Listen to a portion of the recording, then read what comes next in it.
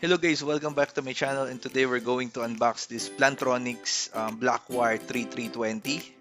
So if you like this video, click the like button and don't forget to subscribe.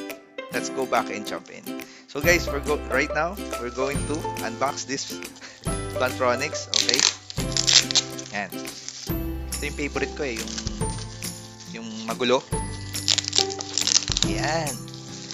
Yan sa mga nagtatanong, talaga bang hindi mo in-unbox kanina yan? Oo, hindi ko talaga po ito in-unbox. Pwedeng yung nabili ko, pwedeng maging bato. So makikita nyo kung talagang totoo talaga na makabili ako ng tama. Nga pala, sa Lazada ko to binili, itong Plantronics na 3320 na to. Oh, yan, di ba? Wow, awesome. Okay, ito siya. Ito yung pinaka-box niya. Oh, dito siya nakalagay. So, ito yung headset. Ayan, pinaka muna. So, sa loob ng box, merong ayan, ito yung pinaka-headset.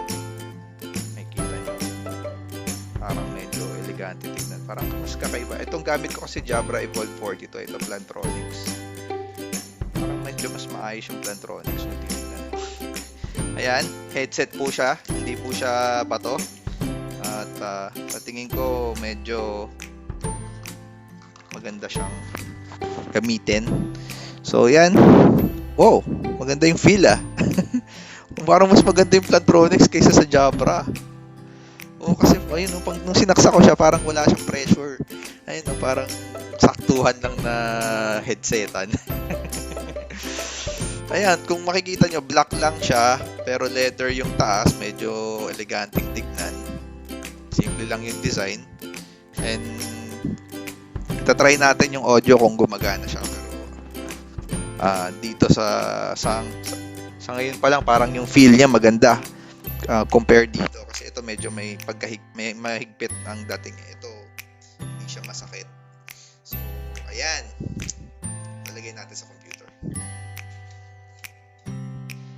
Ayan, hello guys. Welcome back, and nakabit na natin yung Plantronics Blackwire 3320 at nakita nyo naman medyo kahit simple lang siyang tignan, hindi compared dun sa Jabra Evolve 40 na may ilaw-ilaw. Kahit nung kinabit ko siya sa tenga ko, simple lang siyang tignan, tapos maganda pa yung feel, no? Pag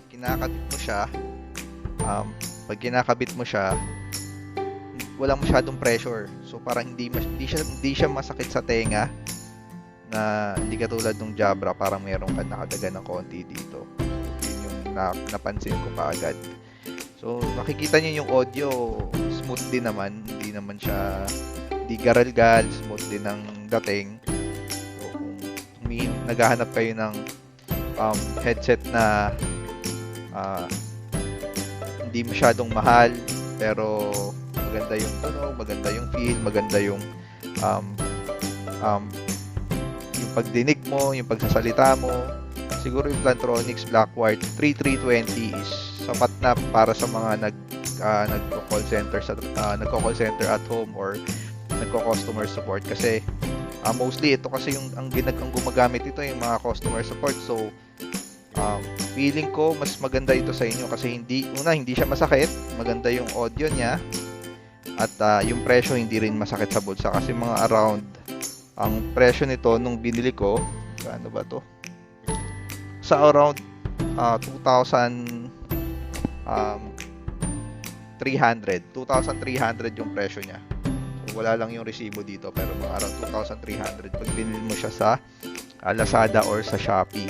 So yung isa kasing binili ko, yung Jabra Evolve 40, ito nasa around 3,900. Pero syempre may mga ilaw-ilaw kasi ito kaya tsaka yung design niya parang elegante tignan na alam mo yung parang dating talaga.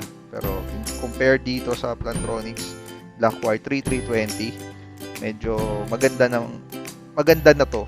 Kumbaga, kung ako tatanungin kung ano yung susuotin ko ng pangmatagalan around whole day, ito yung pipiliin ko kaysa dun sa Jabra Evolve 40. Kasi yung Jabra Evolve 40, medyo may pagkadagan siya. So, pag medyo matagal na, like 2 hours na nakabit sa'yo, parang medyo sasakit yung tenga mo. Pero ito hindi Ganda yung feel niya. Ayan, no? Parang wala lang.